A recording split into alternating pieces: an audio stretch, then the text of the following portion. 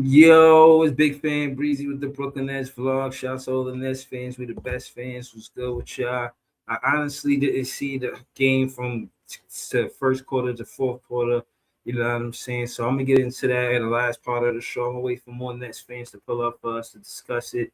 But you know, we're gonna get into some of the post commentary. I had seen Wembanyama speak highly on Nolan Traorè, and I think Nolan Traorè is getting more notoriety as a recent. Well deserved, well deserved. I think he's the best player that we drafted in the draft. You know, this in 2025. So we're gonna see what Victor Wembanyama had to say about um Nolan Traorè. Then we're gonna react to it. And I mean, so the only experience I have with Nolan was a pre-selection with national team. So we've practiced together for a few days. And I mean, Can you hear it? what is he, 1 or 2 years younger than me? So very young. And he was even younger in 2024 when we were preparing for the Olympics. And already what I noticed from him was the maturity in the way he can control the game and the way that like whoever the opponent is doesn't matter. He's got real guts, and I believe that that's a guy who will have incredible growth over his career. So Mhm. the only So experience I have yeah, with he Nolan was basically he said it says shout to Eric Slater. He says Victor Wembanyama had high praise for Nolan Traorè. He practiced with leading up to the 2024 Olympics. He said what I noticed from him was the maturity and the way he could control the game and the way that whoever the opponent is doesn't matter. He got real guts. I believe that's a guy who will have incredible growth over his career. Again, this is dope to hear from the number one pick, both of them from France. So if anybody would be familiar with his game, it would be Victor Wembanyama. You know what I'm saying? Shout to Python in chat. He said he ain't make the national team. That's cool. You know what I mean? What he was then isn't what he is now. I imagine Nolan Traorè is a better player than he did right now than he was. You know what I'm saying? I like Nolan Traorè. Like I told y'all, he's my favorite player that we drafted. I think he's somebody that put us in a situation that gives us a true point guard. He can get downhill. He can run the PNR. He can find guys on the corner or the elbow or anywhere on the perimeter. We just got a true point guard. We won in the draft because of Nolan Traorè. I don't know how y'all feel about, you know, you know, Diego and all the other picks, but we're gonna get to that too. This is Jordy Fernandez, uh, and we're gonna see what he has to say, and then we're gonna react to it. Like you said, winning matters, keeping things positive, for lack of a better word. To Yeah, me, I think it's too low. So I'm not gonna sit through. I'm not gonna make y'all listen to for it. It's too low. I'll read it for y'all. It says Jordy Fernandez gave a very long response to a question about the Nets record and the state of the locker room. He says we have to be competitive. We're not gonna turn on a switch and all of a sudden we're gonna be there. It's gonna be a process. I like where the group is. The group cares. The coaches care. The organization cares. Finding our own wins. We did it last year. We're going to do it this year in a different way because it's a different context. We really like where we are. We have a process and a plan in place. It's very exciting. Obviously, I want to win every single game, but playing these 25 to compete and then this summer, biggest summer of our lives. So even Jordy Fernandez understands as a head coach that talent is necessary. I think him and Sean Marks had some medium that they found where the draft was imperative. They know that they say that the biggest summer of our lives, they're talking about 2026 draft. He's being very clear that they're talking about the 2026 draft, and they made it imperative that that is the direction that we are going. And as if you don't know, we have the best three odds. We are one of the last three teams in the league. It's looking real good for the Nets as far as odds are concerned. If you're a fan that been following this and basically what I'm saying, seeing how well we do or don't do, we 15 and 43. The teams that's worse than us or have worse record than us is 15-45. The Pacers and Sacramento Kings 14-47. So, I know for a simple fact that they are absolutely concerned about this year's draft. We're gonna see. You know what I'm saying?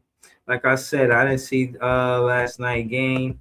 I would be going over the highlights and the box scores, but ultimately, I think it's more the same.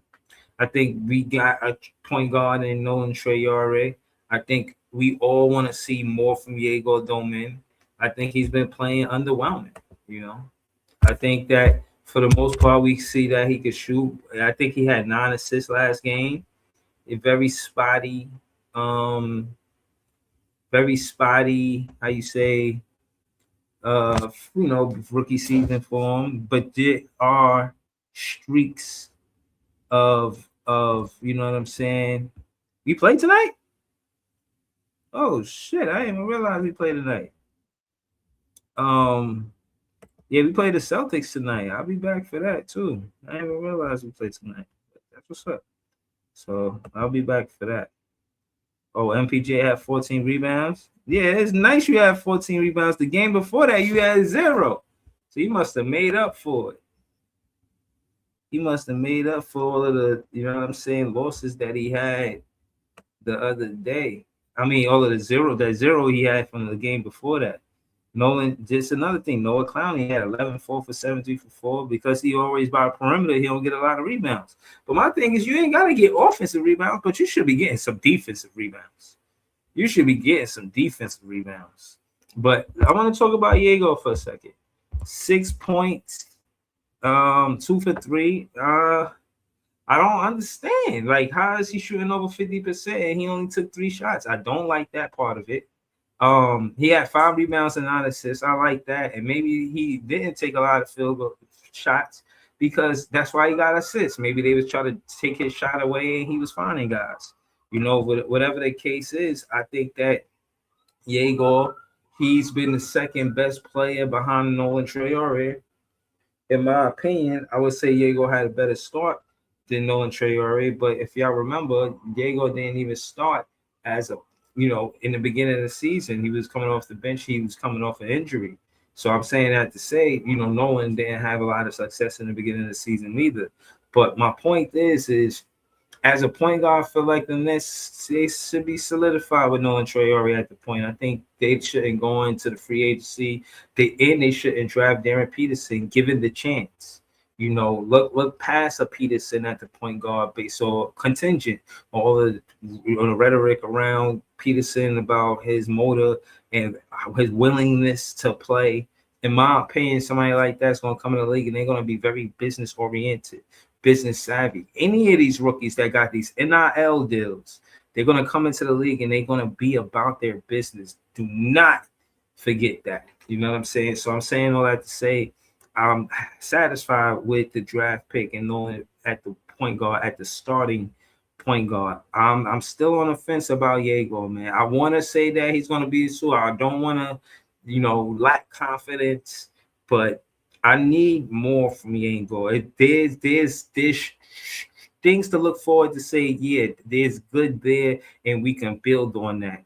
But am I totally sold that we shouldn't get AJ DeBonster and put him at the 2 or the 3 because we got Diego? Hell no. If we got the chance to get AJ DeBonster and put him at the 2 and Diego at the 3, as much as I don't want Diego at the 3, then I'll put AJ DeBonster at the 3. If he's 6, listen, let me say this. Him 6'9" and having that physical ability and athleticism is not the same as Diego at the 3.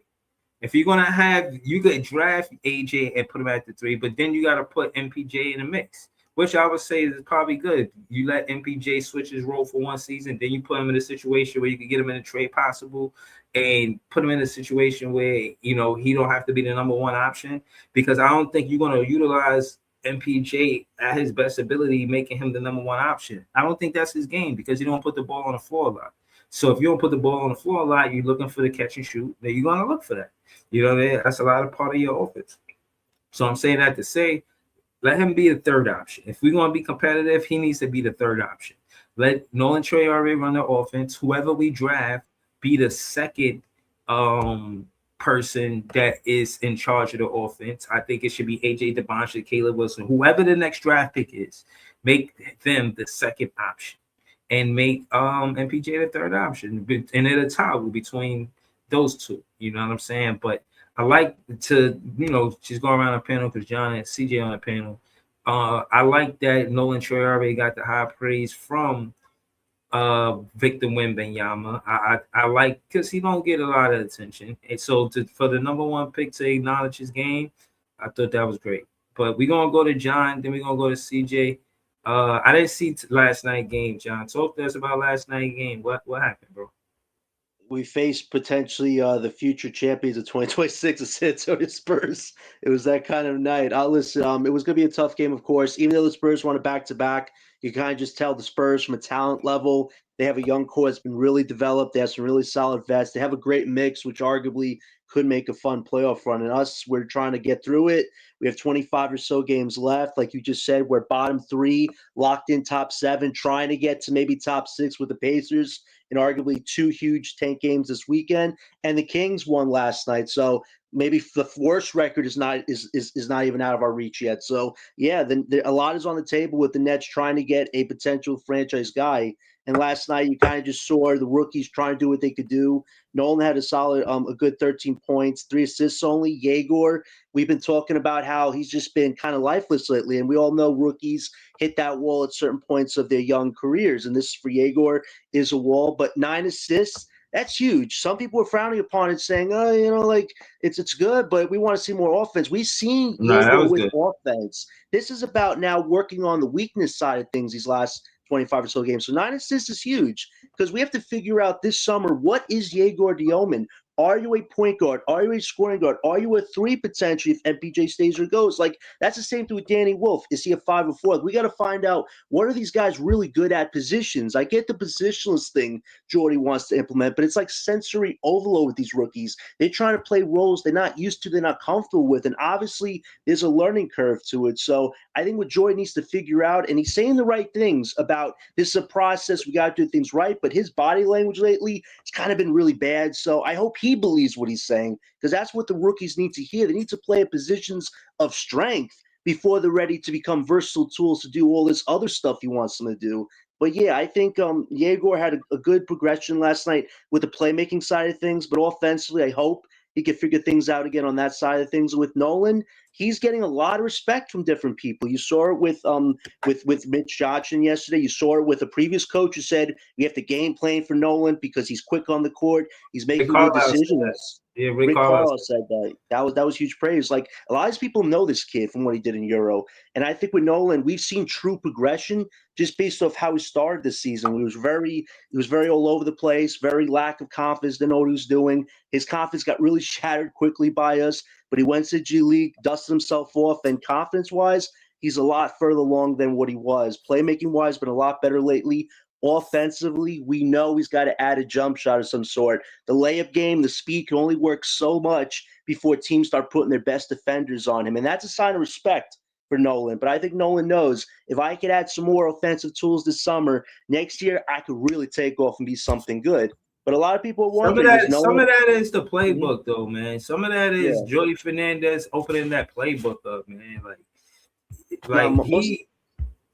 Jordy Fernandez, he gotta run more PNR, make him more comfortable. Like, for lack of better words, cater to Nolan Traorè. You know what I'm saying? But all of these misses around the rim, that's on him. That's the thing that, like, I like his shot selection. He missed, but I still like his shot selection, bro. This is not a bad shot selection. As a fan, and he's a rookie, you could do this every game. You taking what, 2 3-pointers, 1 for 2, and the rest of those, you took what, 4? Nolan Traorè took 4. Am I right? Yeah, he took 4 3-pointers. He was 3 for 4. Is that correct? It says 1 from 2 on the stat sheet over here. Right, but maybe I got somebody else up there. Somebody else. There's Nolan Traorè and who else? It says No, Nolan was it's 5 from 14 I last don't night. know why. from the field. Maybe they count those as 2-pointers. His foot was on the line. Maybe his foot was on the line, or whatever the case may be. But truth is that I'm not mad at this. I'm not mad at the shot selection because he's getting to the rim, and that's what the Nets need. But go ahead, John. Before you back to the CJ, I just want to say. Yeah. And just to talk about the other rookies, and I do say this about our rookies, the finishing for all of them has to get a lot better. I think Drake Powell has shown he's going to be one of the most crisp finishers at the rim, but again, he didn't do a whole lot last time. We want to see that confidence really get elevated, like show some aggression, show like you really want this, because I think skill set wise, he has it. It's just deservedness we got to see more. Same from Wolf. He had 14, 5, and 2 last night, which isn't bad either. But I will say this, I'm disappointed in our bigs. Like we've talked about it. We need to get a center badly because one block is all our bigs had last night against the Spurs. And I get it's the Spurs and Wemby, how freaking huge he is, but one block, like we have to improve the front court. We're talking about who we could get in this draft, the Boss, Boozer, or Wilson. One of those three could really elevate a front court that really for us right now is not as physically imposing as it looked in the beginning because people have figured out how to get by this front court. So that's another thing to figure out. And to end, Noah Clowney, 11 points. He played 30 minutes. Like, he's been so up and down this year. Like, we thought he was finally going to show he was going to take the bull by the horns and be really aggressive, getting his 234 pounds. But we're just not seeing enough of it. We've seen the threes. He's good at threes. But you have a physical game you can use to your advantage, and you're rarely using it. If anybody's on the bubble with who we draft in the top 4, it's definitely him. But like you said, we're in a good spot. Bottom 3, top 7. Let's get top 6. Hell, let's get as high as we can because certainty in this draft, regardless of where you land, is better than not knowing where your pick could potentially go. And I'll pass the ball to CJ on that, but we're in a good spot right now for sure. CJ, talk to us what you thought about last night's game. Nolan Traorè took second most shot attempts last game. He had 14 after his, MPJ's 22 shot attempts. How you feel about it? Talk to us. Man, I feel good about it. I watched some of the game. I ain't ready to watch some of the game. But I see like some of the games he was like creating like what John was saying, like he got to get better. He got to improve his jump shot here and there. Right. But I like how the way he started to figure out. I see like he started to create separation like that behind the back shit. I see he started to get better with that. But like I just feel like his handle got to tighten up on his handle. Like all the guys got certain things they got to work on. Yeah, no doubt. But you seen that Victor Wembanyama gave him some props too, man. I ain't seen that. I got to see that. I didn't see that. I swear. Oh, okay. I'll pull it up for you. I was seeing Jordy Fernandez was talking about he needed to play in the France thing or something. Whatever that little junk is they playing. Like Jordy Fernandez was talking about he needed to play in the France. Something like that. Yeah, they was talking about how he used to practice with him. And he was basically saying, like, yo, I practice with Nolan Traorè. He nice. You know what I'm saying? So he was just basically giving him props, saying that he could lead a team. He liked, his potential. And I'm gonna get the exact quote for you. It says, what I noticed from him was the maturity and the way he could control the game and the way that whoever the opponent is doesn't matter. He's got real guts. I believe that's a guy who will have incredible growth over his career. Now, to the point that I was making, yeah, his shot selection is good, but when Wemby down there, shit, he might have altered Nolan Traorè shot a few times. You know what I'm saying? Nolan Traorè is 6'4". Wembanyama is 7'4". Somebody 7'4" trying to block his shot, you might try to shoot a little higher, scoop under, something. You know what I mean? But shout out to Lecky in the chat. But hey, I want to ask John this, if you don't mind, Bree. Right. The thing about this Keith the Fleming, the top 5, this night, we picking them at 5 and shit. How you feel about that? Because like these guards, man, bro, it's really irritating me, bro. Somebody came out loud with that. If we somehow do get the worst record and pass the Kings, and just to make a quick note here, we face the Kings twice this upcoming month, which are 2 huge tanking games. So theoretically, we could maybe tie them and get the worst odds. And the worst odds, you get no less than 5. And again, if we get 5 or 6 with the first or second worst record, obviously the 2 point guards we've heard, Mikal Brown and Kingston Flemings, both I think individually have had their moments, but we have so much guard overload. Like Breezy was saying, it's almost kind of like, why draft Yeager then? Why draft Flizzo the guards if this was the draft. Now you're adding more guard depth to it. Just the balance is so off at that point. And then I'm looking at Nate Ament.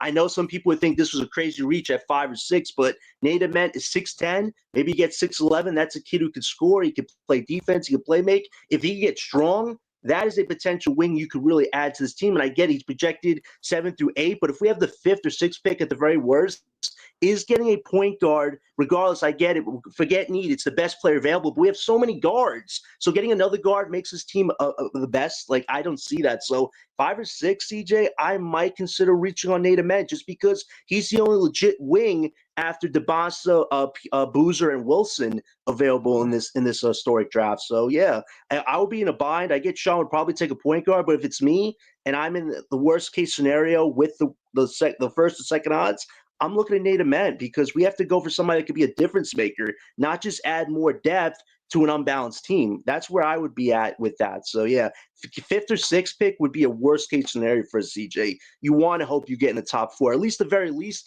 Caleb Wilson's who we're drafting, me and Breezy would be fine with. But yeah, it would be a tough situation if we draft another point guard. But I don't want to think like that though, CJ and John. I don't want to feel like we want to get a 6th or 7th pick. We just got an 8th pick, and I just feel like the NBA knows that the Brooklyn Nets market is wide open.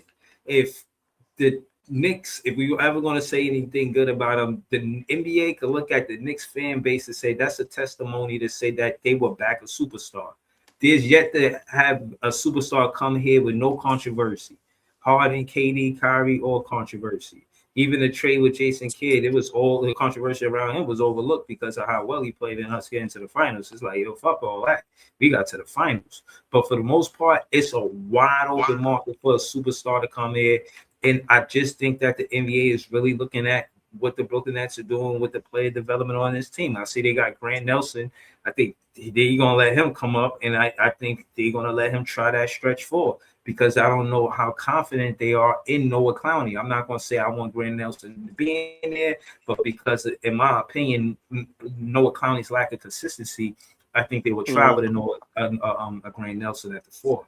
But, you know, I just feel like the NBA knows that we one of the teams that one of these top players look like we might go to. At least they're going to consider it because of where we are position-wise.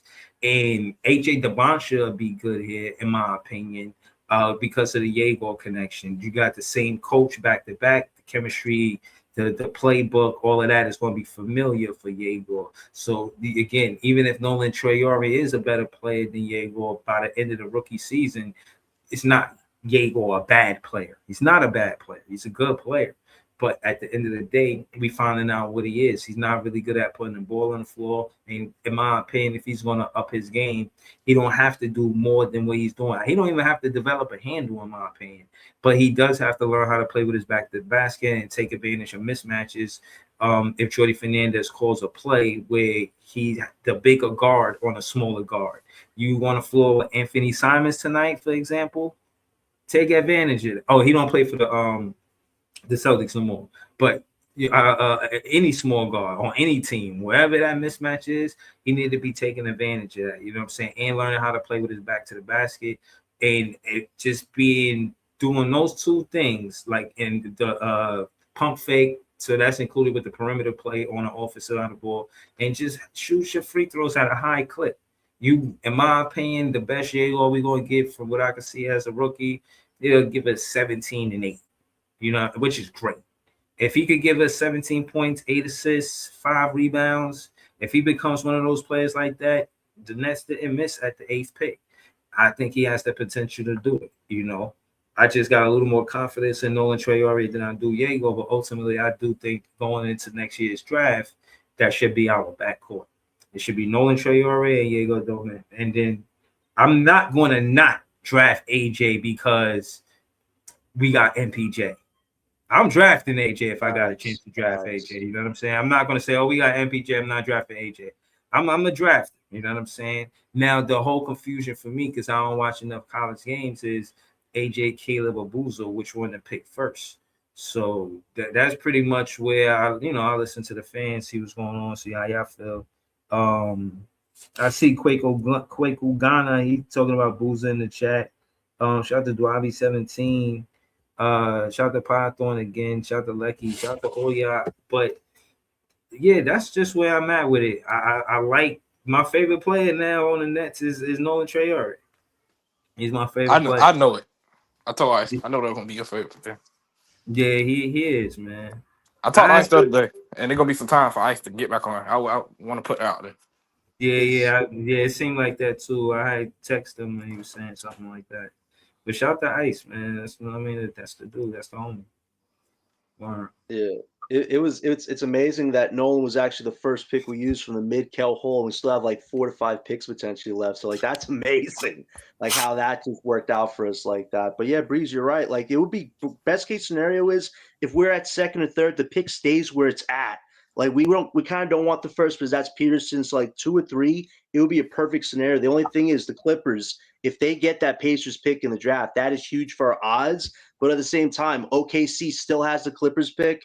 And the Spurs still have the Hawks pick, and unfortunately, both those picks are still in the lottery, and they're at the end of the lottery. And we've seen Silver kind of tweak it with the teams at the end of the lottery, somehow jumping to 1 or 2, which is insane. So we're going to really see if Silver actually means what he says with this no more tanking BS, because if the OKC and the Hawks are at the end of this and they somehow get top 4, it means you don't give a damn about putting over the teams who actually try to do this the right way, which would create another disaster for publicity. So, yeah, we're in a good spot. So we'd be fine staying at 2 or 3 at this point to get the boss of the Boozer, because that's who we need as difference makers. The front court needs a huge oomph right now. And then with Nolan and Yegor, there's definitely lots to explore there next year if we keep that as is. Or if they move Nolan to 6-man and make Drake Powell and Yegor something, that's nothing to explore too. But Nolan has made a case to earn some starting minutes. He just needs an outside shot, and I think he will take off next year. But right now, our backcourt, it kind of feels like there's something. When you say made a case, like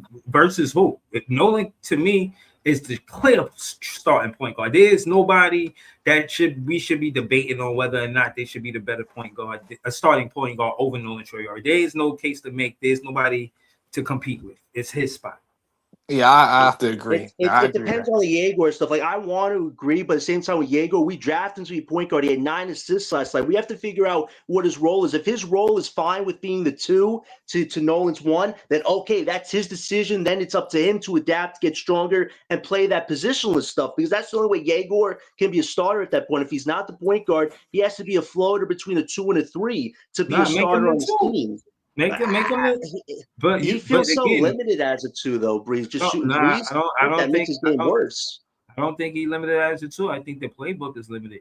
I think Jordy Fernandez drawing up the perimeter plays for him is the limitations. But John, hold on, if he draw up plays for Yegor, for PNR, if Kevin Young is the coach that they say he is, and he was running PNR with Yegor in college, there's no reason why Jordy Fernandez can't, you know what I'm saying, put that in his playbook and say, yo, all right, Yegor, we're going to have you running some PNR with Clax, Clowney, MPJ, somebody.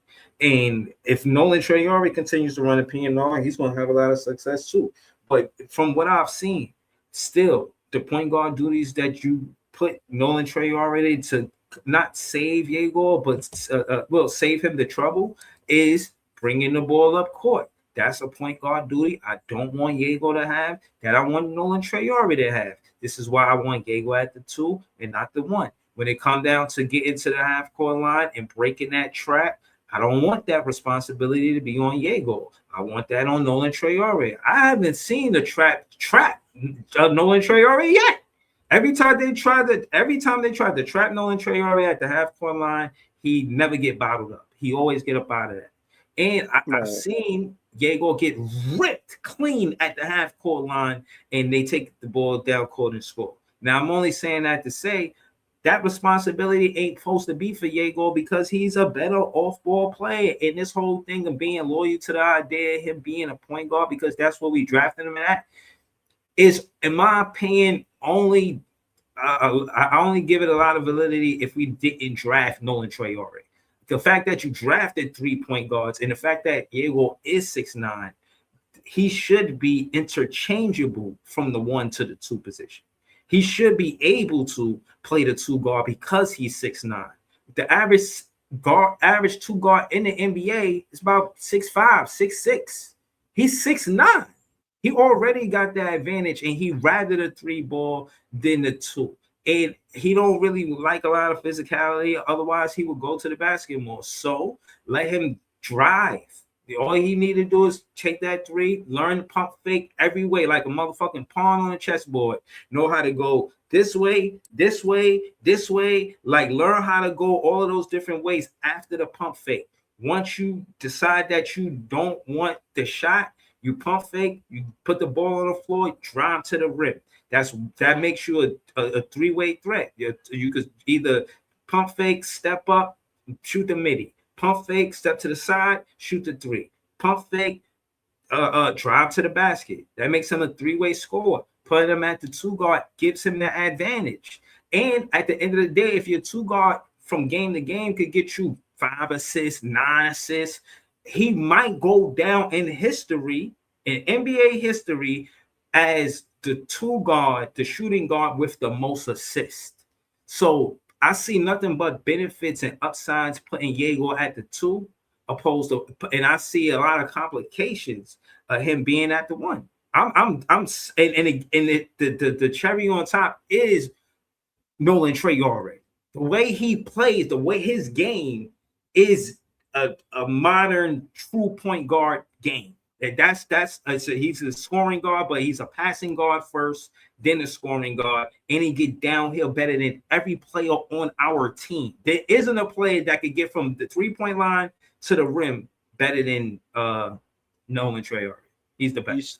You said some really good things there, and I even mentioned Yegor when I talked about the 1-2-3 interchangeable. Like he's really going to have that mindset next year if Nolan it truly is the 1. He has to be a 2, 3, or 1, just depending on matchups and stuff like that. And the 9 assists was huge breakthrough for Yegor, career high and whatnot. So yeah, I think the biggest thing that both of them are missing is a true center. Like Nick Claxton and them, there is no real chemistry because Claxton's kind of turned to this point forward where he throws out most of his assists to MPJ, and it's like if they had a legit center on this team, I think Yegor and Nolan could average 5 assists a night, both of them, because they're both good at making those right plays. Nolan more so than Yegor, but Yegor had a huge breakthrough yesterday. So if the Nets really do want to unlock this backcourt of Yegor and Nolan, you need a legit starting 5 next year that can really be a lob threat, that can set a damn screen for once to get some space for these guys. Like, we really, truly need that. If you want Yegor and Nolan to be true top playmakers on this team, we need that center that can really do all those different things to unlock them, but also help all that. So, yeah, I just think with Claxton,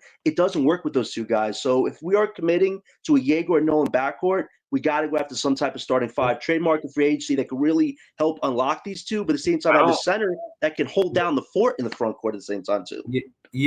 But I don't want to get rid of Day'Ron Sharpe. I want to get into this contest, see what he's saying, and then we're gonna react to it. But his numbers are too consistent when he get the minutes. You know, we call him double day. And a lot of that's made it true. just so difficult to get there on. It says Day'Ron Sharpe, it's all about getting 1% better. You know that's Jordy Fernandez quote. Again, shows he's coachable. We're gonna get into the content, we're gonna react to it. But I said all that to say we're gonna listen to him because I don't necessarily want Day'Ron Sharpe to start, but I do want him to stay with the Nets off of the bench for sure. Let's get to it. San Antonio let this game wire to wire. What made it just difficult to get them out of that offensive rhythm and pace that they had? There was constant transition, applying the pressure on defense from the start of the game, getting turnovers, we turned the ball over, so there was tension at the end. They hot guys was hitting 3 corners left and right, so we had to change that. Going up against Victor and all the things that he is able to do, what makes him a guy that's hard to slow down when he's out there on the court? He brings a lot of attention, because how tall he is. But, he's tall and he can move for his height. You see a lot of guys his height usually can't move that well, but for his height, he can really move. Just to pick a roll with them, trying to slow that down, open up driving lanes for their other players, open up shots for the other players, and also on the defensive end, they can really just funnel the ball to him, let him try to block everything. And, he disrupts everything in the room. See what I'm saying? Sharpe, 167 rebounds off bench since January 1st. Second in NBA. Dylan Caldwell, Sacramento, 177. So the number one guy only got 10 more rebounds than Day'Ron Sharpe. You don't trade this dude, especially on that contract. You do not trade Day'Ron Sharpe. You don't try to put him in no trade package. You don't try to do none of that shit. I could tell you a bunch of different trade packages that don't got Day'Ron Sharpe, you know what I'm saying, in that trade package. Like, y'all really want to hurt me. Like, okay, yeah, I'm over the whole Cam Thomas thing, but if y'all try to put him in the mix, it's really bad because he's getting the minutes. He's been, I guess, more coachable, more likable than a Cam Thomas or whatever y'all want to call it. But at the end of the day, he fits. He's supposed to be on the Nets. 14 and 11 last night. That's the stat line he had. Like, that's what he's doing out there, bro. 14 and 11, bro. Come on, bro. This is. I'm not in negotiating. I'm not in. Click. You call me about Day'Ron Sharpe, I'm hanging up the phone. Like, it is. I'm not hearing nothing. You know what I'm saying? So. Hopefully he stays with the team. I'm a big fan of Day. He might be my favorite player. Him, Nolan Traorè, these are players. These are winning players. This is championship. When you talk about building a championship roster, talking about certain players and certain roles and them coming in and contributing to the win. We don't need to put the cape on. They're not going to do everything. I don't need Day'Ron Sharpe to hit a three. I need him to do what he doing. Keep doing it. That Nolan Traorè, he'll work out, the rough part of his game. And again, those two players right now are building blocks to a championship roster. So, what's amazing about Day'Ron? He might be the best rebounding center in the NBA besides Andre Drummond. Like, we've even seen the stats multiple times. We had different conversations. Even upset that I even considered trading him because I thought one or the other had to go. But I always did say keeping Day'Ron makes logical sense more than Claxton because you can re-sign him, extend him to a cheaper contract while still giving him fair value in return. Like, he's a solid backup. Like, this stat line, 14, 11, 4, I'll take that every night from Day'Ron off the bench because he knows his role off the bench. The only problem as a starter is he's not defensively versatile enough, but off the bench, he does enough on the rebounding end to be a good defender as a backup. It's just I wish he could work on dribbling and screens a bit more, but I would keep him over Claxton this summer. And it makes sense. But if we do trade Claxton this summer, we don't go after any real center, move Danny Wolf to the starting five. See what he can do at the five. Playing Wolf at the 4, 3, or 2 doesn't make any sense whatsoever. Like, having him and Day'Ron together has been an interesting double big combination. But I feel like for Wolf, playing at the 4 doesn't really utilize his playmaking abilities, his ability to rebound. And so if we do move Claxton, I don't mind making Wolf the 5 and keep Day'Ron as a backup of 5. I think that combination, starting and bench, could work for our core unit a little bit. I just think keeping those two together off the bench, it doesn't really work long term, but keeping Day'Ron as a backup works for me. But Claxton, we have to trade him this summer for anything, because he don't fit the timeline anymore. And Day'Ron has played better than Claxton, which makes even more of a case why Claxton should get paid. So, yeah, if Sean has any easy decisions to make this summer, keep Day'Ron as a backup, move Wolf to the 5 and trade Claxton, or go get a legit center trade or free agency. We need a real center if we want to start winning next year. Nick Claxton is just not cutting the mustard right now. Yeah, CJ, talk to us. How you feel about what Day'Ron said? Or you want to hear more of the clip? I rather want to hear more of the clip. All right. Day'Ron, you've played with Danny quite a bit now, this season. He has another nice night tonight. What have you seen from him in terms of when he's aggressive that leads to good things for him? I'm telling him, you can handle the ball. So when you got, slower guys, smaller guys, use that to your advantage, especially when I set you the screen, you got an advantage, attack the rim. Sometimes I think he a little too passive. So I just think he got to be a little bit more aggressive, look for his shot more. Yeah, you mentioned the turnovers. How much of that was Wemby's length and kind of them getting you guys to shoot the looks that they wanted you to shoot? I would say it started with Castle. You can see from the start how he was pressuring the ball. Then it doesn't matter who he was on. He was guarding Mike. He's chasing over everything, trying to blow everything up. So I just said it started him when it came to the ball pressure on the guards. You guys had your second most second chance points in a game tonight this season, 5 offensive boards for you. Was there anything outside of just aggression that you guys think different, that you did differently that worked in favor of that?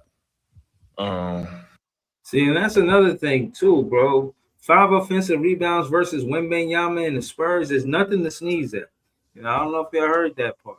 This dude, Daron Sharp, it don't matter who out there. He's getting rebound. If it's a rebound and that zip code, Daron Sharp gonna get it, bro. Hold on. I would like to say this though.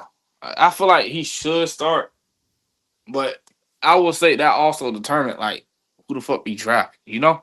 I get what John was saying something about start him and Danny Wolf, but I just got to wait and see who we draft this year just to see if he actually could be a starter. He could actually be a starter, and I agree with John. Yeah, I would keep him over Class, but the thing is, I have to see who we draft so I can see can he actually be a starter? Because I feel like he can't be a starter.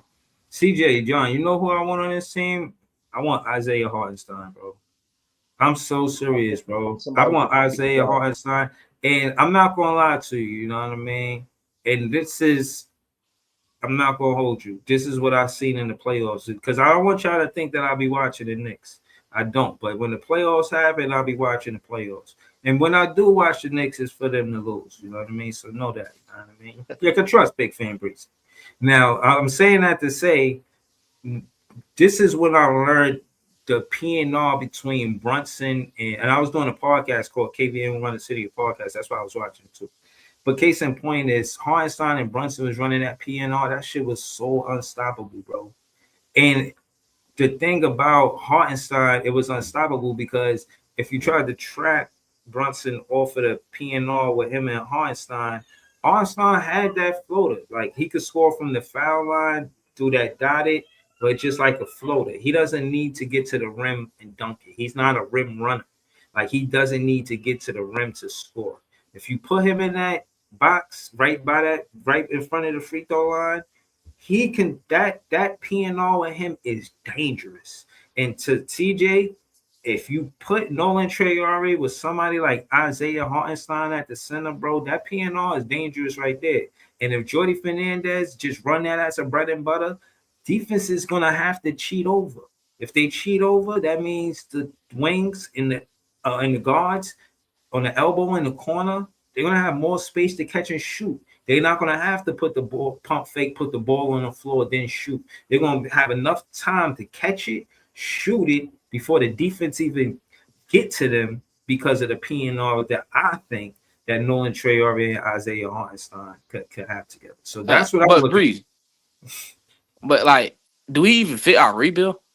Because it's all about fitting the rebuild, Ooh, Hartenstein? Well, that's not winning next year. That's not winning next year. Yeah, that's what I'm saying. If we winning, then that makes sense. But if we not, like to John said, I don't know if that makes sense. It makes sense because we could do Claxton for Hartenstein from a player's perspective because Claxton's contract descends the last 2 years to like 20 mil. So his deal's a bargain deal for OKC, who are going to start paying their core a lot of freaking money. So that works for both sides. I think we could exchange some of our later draft capital that's not as important to them for current capital. They have picks in this draft. We could get maybe their 76ers first and Hartenstein for Claxton. Let's say a future Knicks first we don't need. I'm fine doing a deal like that because like to what Breezy said, we need experienced veteran center that knows how to do pick and rolls effectively. We need the pick and roll to come back if we want to even make a play in next year, let's say. So Hartenstein for Claxton, we get another pick of theirs for this draft, and we give them a future pick we don't need. I'm totally fine with that. We should be doing some biz with OKC this summer because they have to move picks, and they also have to move a few players that don't fit their financial timeline. And Hartenstein to us for Claxton, I think works for both sides. Claxton goes with them. They have another lob threat guy, and for us, we have an actual center that has playoff experience, like what Breezy said. And I think that's what these young guys need. And Danny Wolf, I think, could learn a thing or two from Hartenstein, too. Yeah, this is Hartenstein contract right here. It says the final year of the – it says the final year of the contract is a team option, allowing the Thunder some flexibility while ensuring Hartenstein's financial security. I'll read the whole thing for the people that's just probably listening and not watching. Isaiah Hartenstein signed a 3-year, $87 million contract with the Oklahoma City Thunder on July 6, 2024. The contract includes $58.5 million guaranteed and an average annual salary of $29 million for the 2025-2026 season. Hartenstein will earn a base salary of $28.5 million with a cap hit and dead cap value of $28.5 million each. the final year of the contract is a team option, and I think this year coming is a team option. So if hypothetically the Thunder don't win it and they want to get a salary dump for whatever reason, and they maybe don't want to sign them because they didn't win it. I imagine if they win it, they sign them. If they don't win it, they don't sign them. I imagine. I'm just hypothetically speaking, right? Put him in a situation where we pick him up on his last year's contract, contingent on how he played. It'd be, what his contract would be based on the points and rebounds he put up and just what he contributes to the team. The truth is that the Nets need somebody like that. We don't have Jared Allen because of whatever. We traded Kyle Kuzma on that night. I think Brook Lopez wanted out. Case in point is we had opportunities to have big men here. We dropped the ball.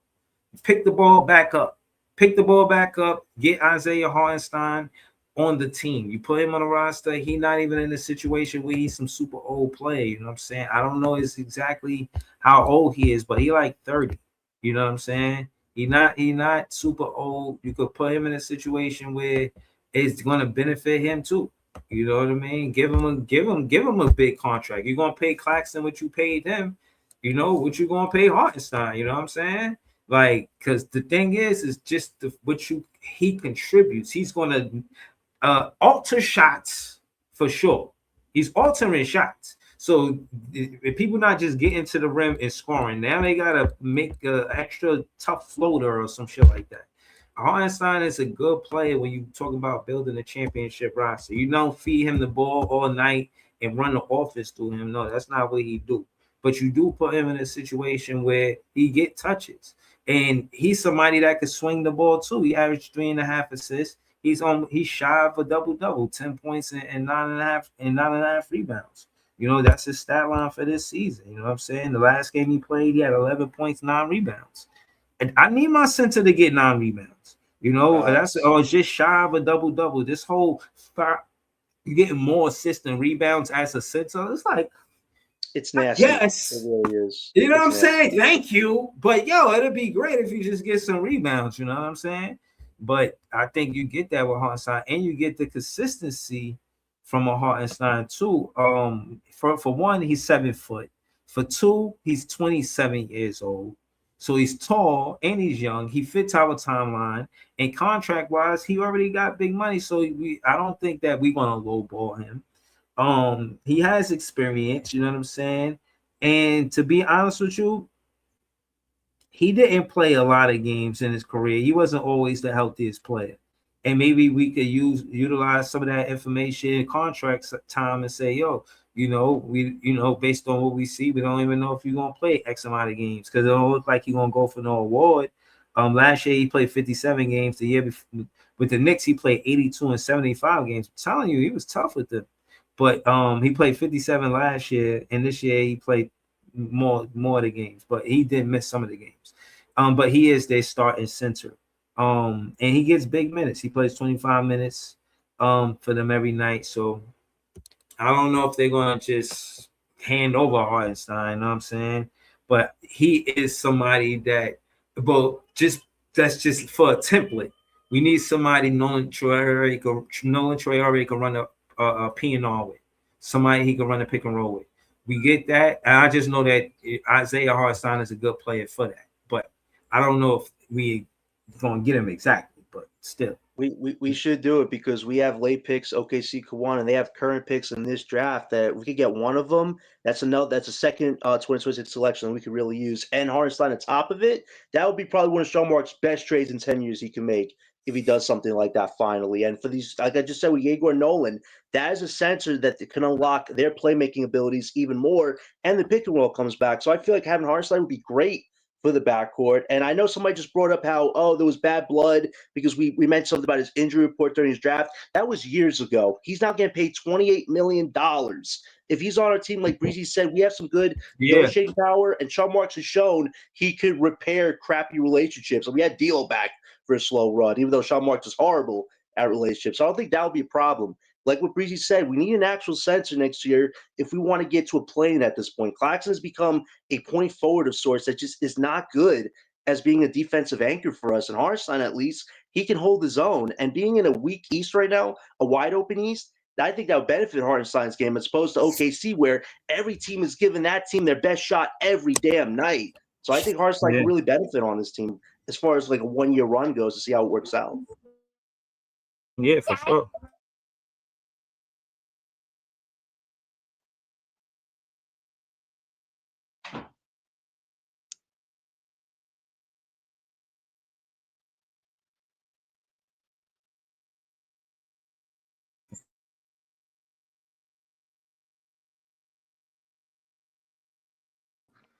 Yeah, we'll see. We'll see what happens. You know what I mean? Khalil Ware, I don't think we get him, bro. I don't think Miami Heat doing business with us. Is he unrestricted or restricted, Kelaware? Because I think his I don't know. They drafted him, so that, I know they got his bird rights, all that kind of stuff. You know what I'm saying? If anybody should be on the move potentially, Bam Adebayo. He just said some pretty damning stuff yesterday, saying, "I don't want to be in a play-in forever with Miami." I know he's about to be like 29, 30. That would be a big move for the Nets. You want to make a big move? Go Hell get Captain Adebayo on Brooklyn. He said that? Yeah, look up a quote on Twitter. Bam Adebayo. He said, I don't want to be in the damn play-in for much longer," he said about Miami. And Miami, they've taken a lot of steps back this year, and they don't want to pay Tyler Hero either. So I think Miami has some big decisions to make this summer. And Bam, I think he's about to make a decision of his own. Get me somewhere I can actually compete for once. Hey, I think Bam a little sour the opportunity they had to get there. Hero was hurt, regardless of the fact you don't want to see a player that you need hurt sideline in the playoffs. It's like, damn. And I think Bam is in a situation where, he got a lot going for him. He got his woman. You see him living his public life outside of basketball is good. I think he's a man that has everything he wants besides the NBA championship. But I do think that he wants to go to a well-ran organization with the rapport that the Miami Heat have. He don't want to just be anywhere. He want to go where the bells and whistles is on the bicycle, or the the bills, the wheels on the bus go round and round. You know what I'm saying shit ain't broke down. Everything is clicking on all cylinders for, So I just feel like the Brooklyn Nets would be warm to that.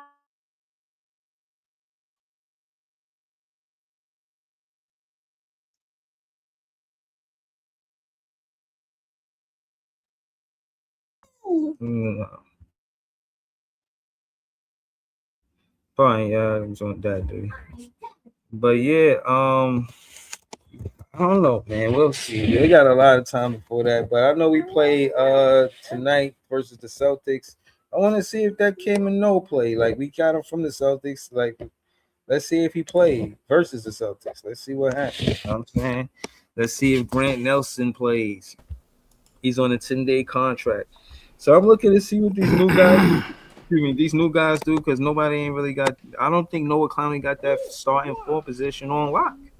He had the opportunity to lock it, but I don't think he locked it. I think Grant Nelson going to do his best. You know what I'm saying? We'll see what happens. But we got Scott on the panel. Talk to us, Scott. What's the word? What's good? What's good, everybody? Not much. Yeah. I watched the game, and it was an interesting game. I thought they played better than I thought they did. I didn't think they would handle Wemby as well. Day'Ron played decent, considering the bigs played pretty good as possible. I thought our guard play, it's just not there, but they rookies, so it is what it is. So what about the backcourt being the future for the Nets? You think that's enough, or we need different personnel? Nolan Traorè, you trust Nolan and Diego at the starting backcourt? How you feel about it? I give them till next season to see where they at. It's still like I need to see more from Diego.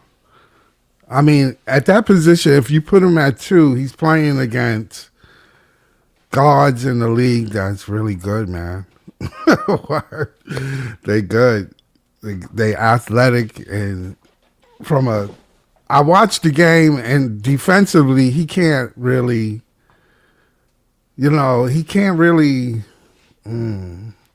He just seemed a step slow.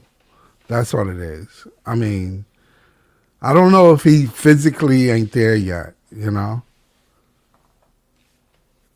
because they try to physically, you know, beat on him, you know.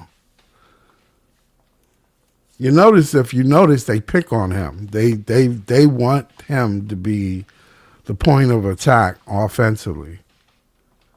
So Did have 9 assists though, which was good for him. yeah, the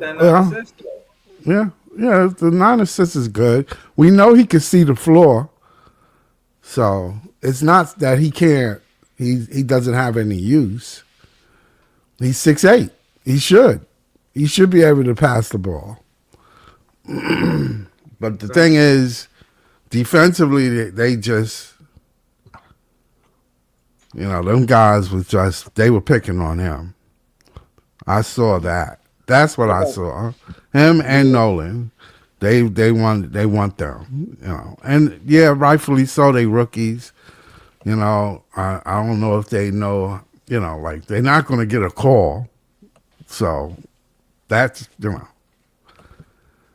Yeah, yo, hold on. So we're gonna finish listening to Davon Sharp talk about being 1% better.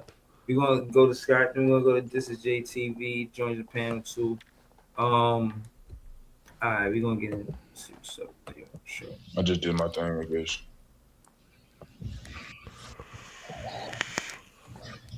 Pre-game, Jordy talked about the long-term plan for this franchise and how it's an exciting time, you know, to be on the ground floor, and as the team hopes to get a lot better, you know, over what record-wise over this next year or two. How do you kind of get yourself to feel excited about, you know, the future and what you're building amidst a season when, you know, you're pretty far under 500? I guess, is that a challenge for you? I just think it's all about getting better, 1% every day. So no matter who's on the team, no matter who's on the court, you know, as long as you wearing the Brooklyn Nets jersey, it's all about getting 1% better. And if we all focus on getting 1% better every day, we'll be better as a team. Man, I'm tired of that shit. Why are you exhausted with this talk? I'm tired. They need to try to get 2% better every day, 3% better. The 1% obviously ain't fucking working. They need to get 5% better every day. They need to fix that shit, because that shit is not fucking working. Right? They need to get 50% better every day. Right? Why one, so, right? I mean, no, technically, at the end of the season, they will only be 82% better. Technically, right. That's only 82% better. You gotta be better than 82% better by the end of the season. You gotta be 100% better at least. I don't know. I'm tired of hearing that 1% better shit and then losing all these games by 40 and 50. Like, the 1% ain't working, man. Right. Shit, we need 3%, man. Like right. Credit card. Like, I'm about to say, even credit cards giving 3%. Right, the fans need more, man. 1% better, only 82 games. I know, man. 1% don't even work for inflation, man. Inflation is 4%. Like, you can't even eat, huh? You can't even beat inflation with 1%. Jay, don't worry. Terrence Mann's helping the rookies get 1% better. He's taking them to a freaking aquarium on their off days. Like, this nigga Terrence Mann is 1% better than the niggas. That's right. Nigga been in the league for mad long, and he only 1% better than the rookies. I really didn't like his soliloquy, bro, when he was making it seem like everybody can't come in and score all of these points. You ever see Terrence Mann after he scored 14 points? Bro, you would think that he done won the fucking lotto or some shit. Like his what's Terrence Mann's career high? Because he be talking like putting up points don't mean nothing. Like, there's other things you can do. Yeah, of course you're gonna say that, because you do all the other things besides scoring. Now that he put up a little bit of points, look at his face. He wanted to smile so bad. I never seen somebody. I seen him hit a fadeaway. He was like backpedaling back like he liked that. I said, man, all right, Terrence, man, you nice like that now? Now, I remember exactly what you're talking about, Breeze, when he went up there talking about yeah, everybody not gonna be a star. You just gotta get used to being. And it's like, yo, bro, why you gonna put a cap on the rookies like that? These dudes just got in the league. They could turn into a star. You are who you are, but let them be who they gonna be. Like, yeah, I'm just not trying to hear that. Scoring ain't everything from Terrence Mann. I know it ain't everything, but what's his career high? I gotta know. I'm not ending this stream until I find out, man. look it up. Does anybody care?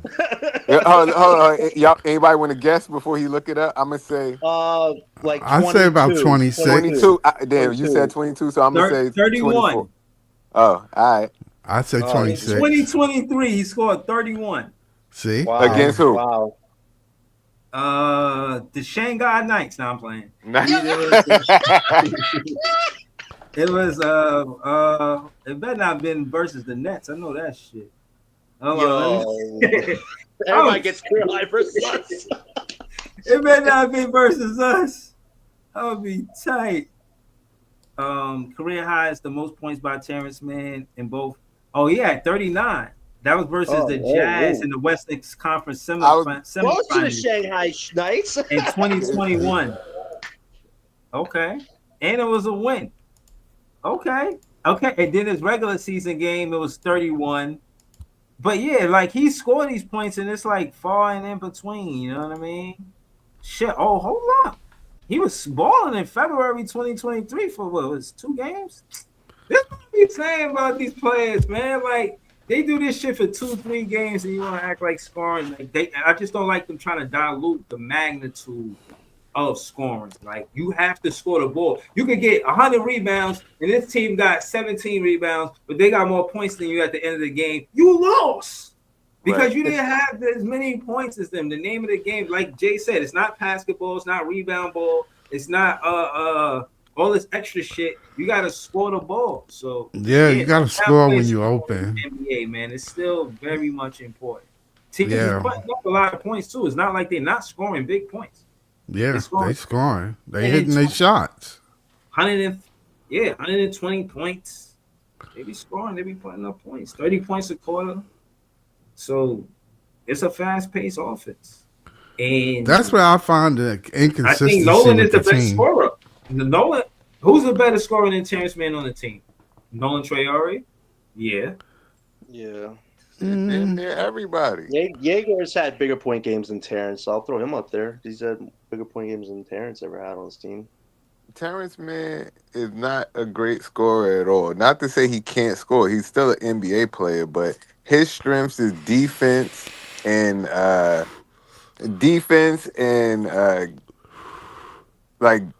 like rebounding, boxing out. Like he ain't really like he's a gritty type of guy. I think he's he does the tough things on the floor. So he's gonna try to get in the passing lane. He's gonna try to make it hard for the offensive player to bring the ball up the court.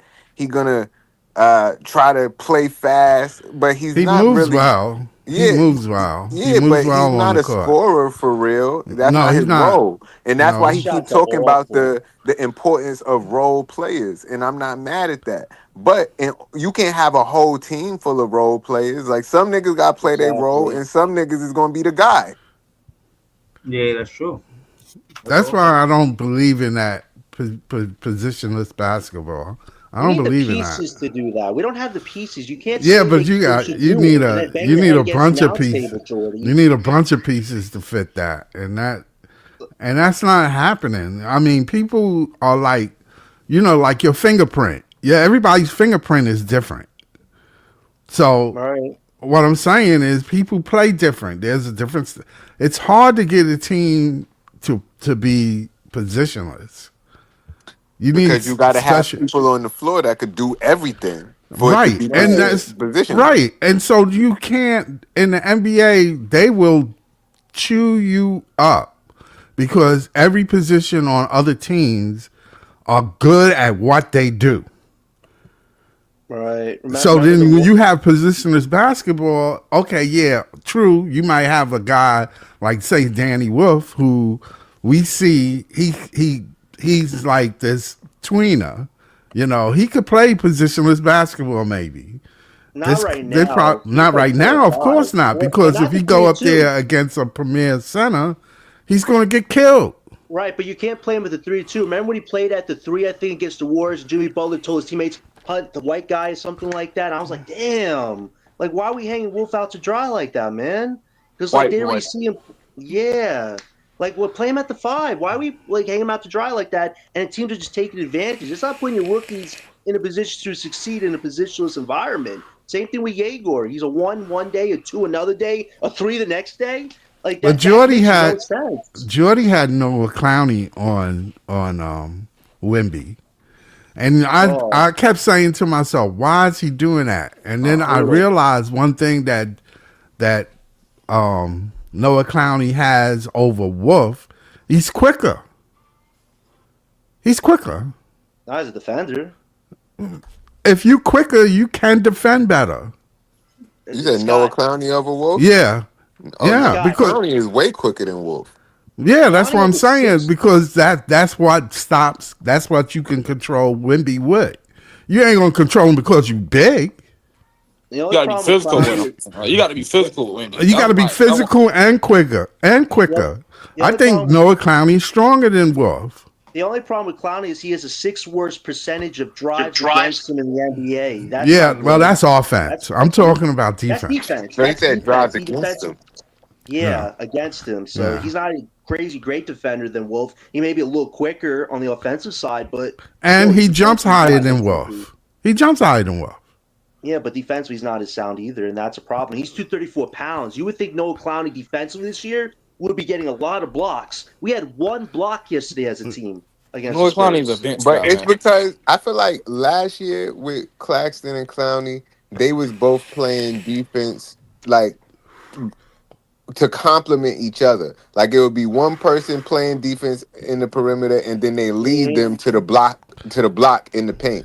But it don't seem like they doing the same thing this year. No, they're not doing the same thing like last year. So a lot of people it's like keep one of them saying, is the help defender and one of them is the primary defender. But now, hey, listen, when you got 5 rookies, it's all going to change.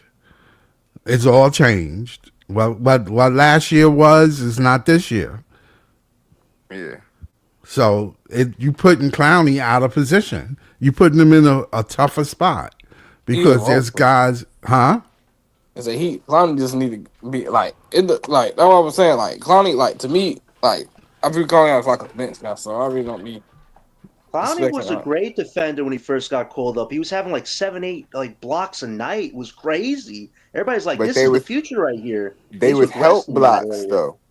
Yeah, they help blocks. They would help blocks. Like when somebody leads the defender to the rim and Clowney would just stand there, come out of nowhere, slap that shit. Mm-hmm. Or Claxton do the same thing because they're similar defenders. Right. Facts. I just think Wemby is a better 3-point shooter than Clax, and he just seemed more fluid than Clax. You know what I'm saying? Yeah. Clax never been known as a fluid offensive guy, so yeah. Yeah, and then I see he just he's 7'4", bro. Like there's that. You know what I mean? Word. Right. And then he didn't really come into the league with an injury. Clax, he started slow because of the injury, so that impacted his player development a lot, in my opinion. But yeah, man, Wemby's a great player, you know what I'm saying? Wemby could shoot over everybody in the league, no problem, for real. No problem.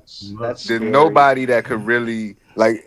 You could try to distract him while he's taking his shot, but nobody is really like altering his shot too much because he could see straight over people's forehead.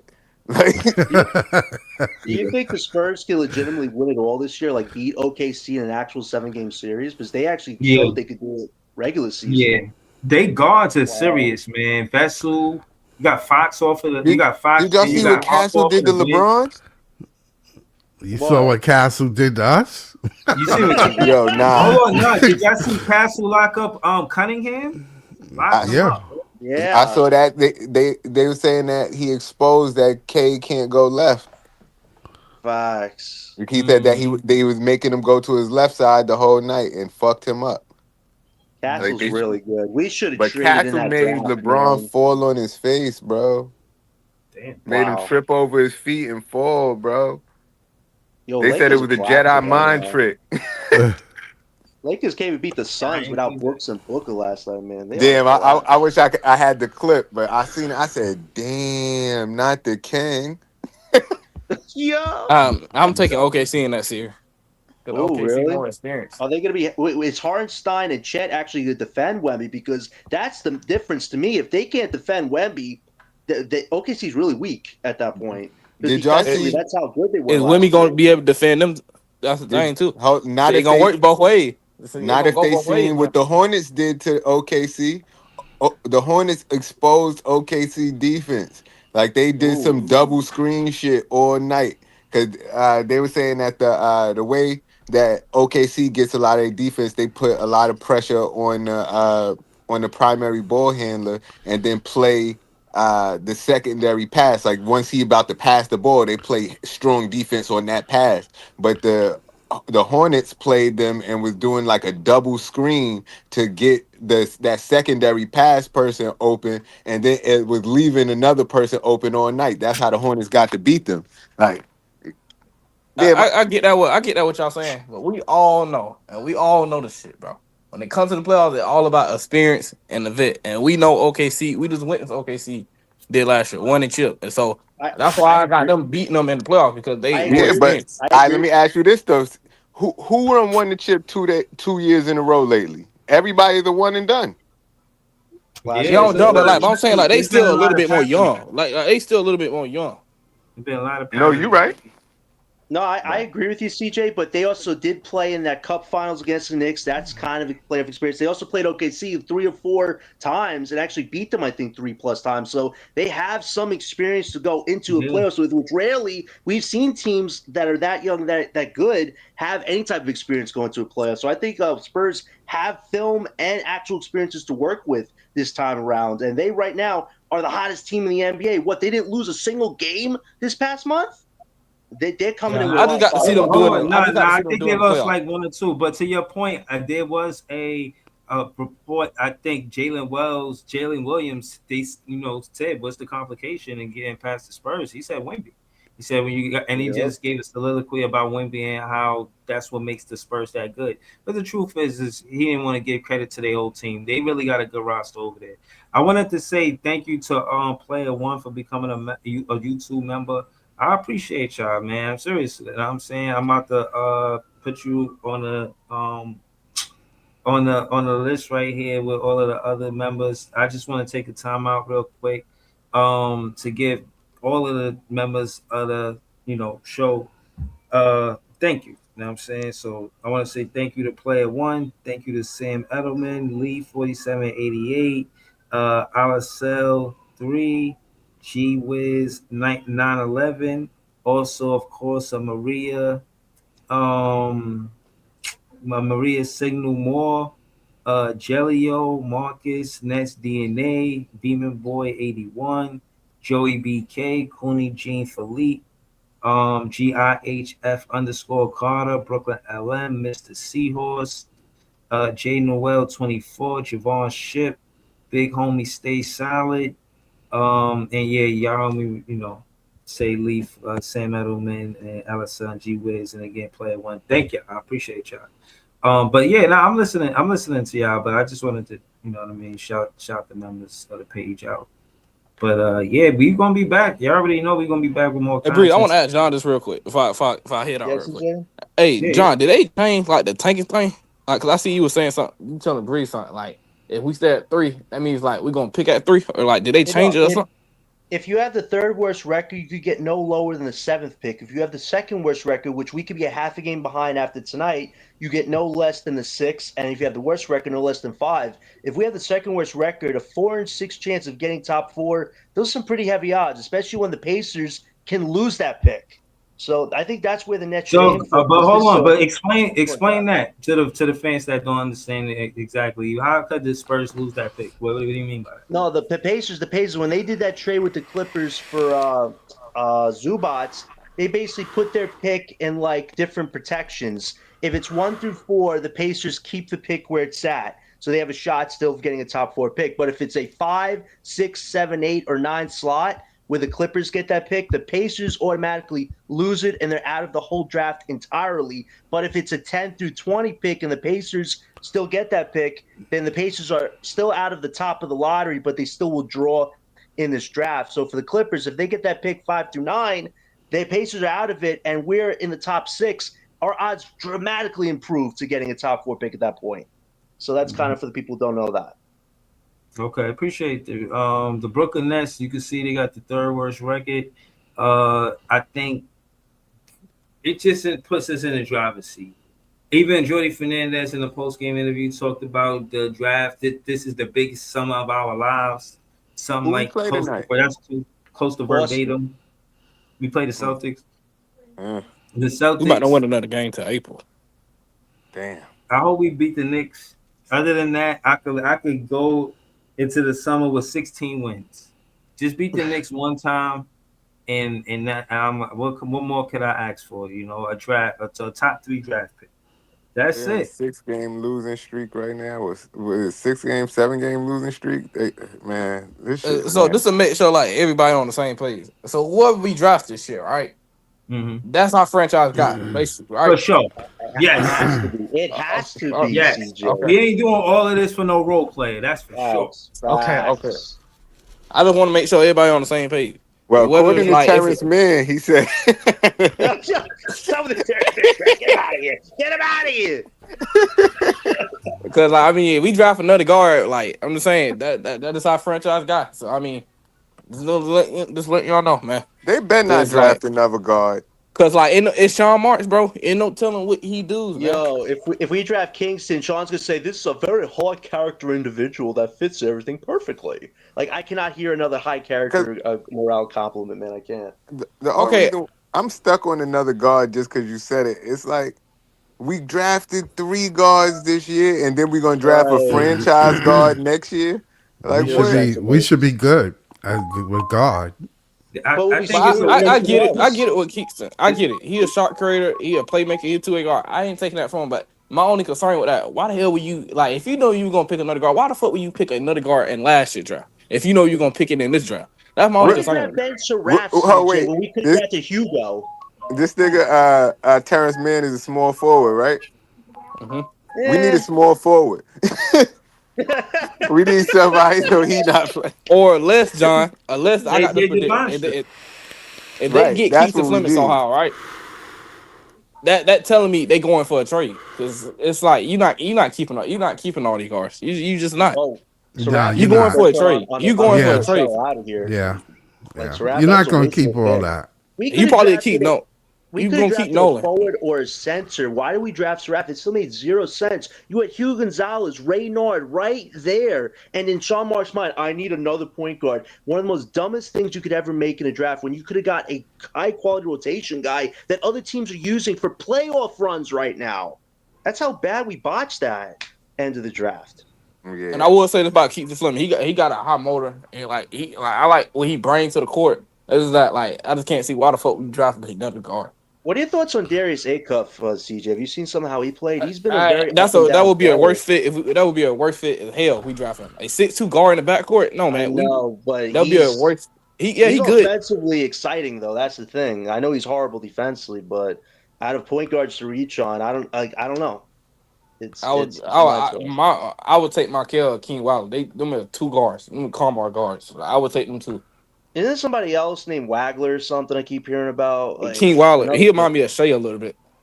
What? I don't know, man. Because he got his own pacey player. Getting a point guard would just be a low for us, honestly, because we have so much guards.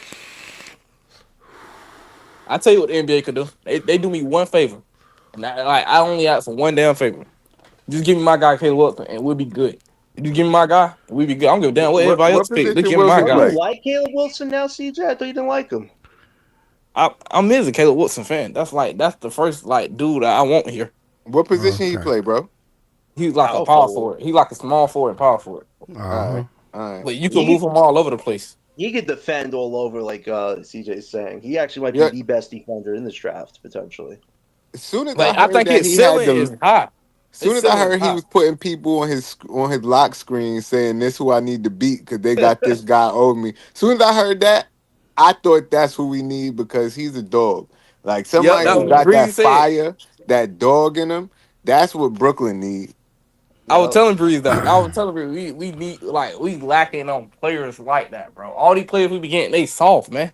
Call it what it is, man. It's soft, man. Yeah, we need somebody with some heart that's gonna say, no, we not losing another game tonight. Fuck out of here. And I'm gonna go out there and make sure we don't. We need What that made me start like him when he go against them, how the way he just beat them. That what made me start liking him. Yeah, you gotta be able to take that challenge on. Like, I don't know if Jordy is that type of coach, though. Is Jordy patient enough? Because he's saying the right things, like what Breeze was reading, but you see these reactions the other night, like keeling over an announce table, Neil trying to not bang his head. It's like you're saying to be patient with these guys, but you're not being patient with the process of playing them in different spots on the court. Like, it can't be both ways with his philosophy. Well, the guys are playing. To me, it's like Jordy has a system, and he wants them to be in a system. And my thing is, when you get that type of player that's about it, like they got this special skill, they 3-level scorer, they great on defense. They're gonna demand that you let the play go through them. Is Jordy gonna be good with that? Because that's like dealing with a star. Somebody has star potential. You can't limit them. You can't say, oh, well, let's make sure this guy gets 5 shots, even though I know you on fire and you get yours anytime you want. Is he good with that? Is he good with a star? Like Potthorne said, we're going to find out next year if Jordy really is the coach of the future. Yeah, you're going to find out. You're going to find out. But I feel like at the end of the day, these dudes, even if he is a star, they still younger players. So yeah, that's they still got to learn. You'll be able to mold them a little bit more. But even then, you don't want to mold them into a role player. You want to flourish into a superstar. Right. Is Jordy good with that? Is Jordy good with that? Because I don't know. I just don't know. Hey, John, I'm gonna send you the thing once I get off it. The Brooklyn Nets was looking at Caleb Wilson. I'm seeing that thing once I get off it. They are? That's yeah, they was. That's good to know. No, but I agree. I just think I got a meeting I got to get to, y'all. So shout out to y'all. All right, later. I'm gonna still listen though. All right. Yeah, I'm about to be on a store run too. You know what I'm saying? I was about to close out. Yeah, this was a good show, man. I'm gonna be back later, right after the game for more content. So pull back up. Thank you, Player One, for becoming a member. Shout out to Scott, CJ, everything, Brooklyn Nets, John. This is JTV. All of the Nets fans, we the best fans. Thank you to all of the members of the show once again. Yeah, we're gonna be back tonight, y'all. See y'all later. Peace. Peace.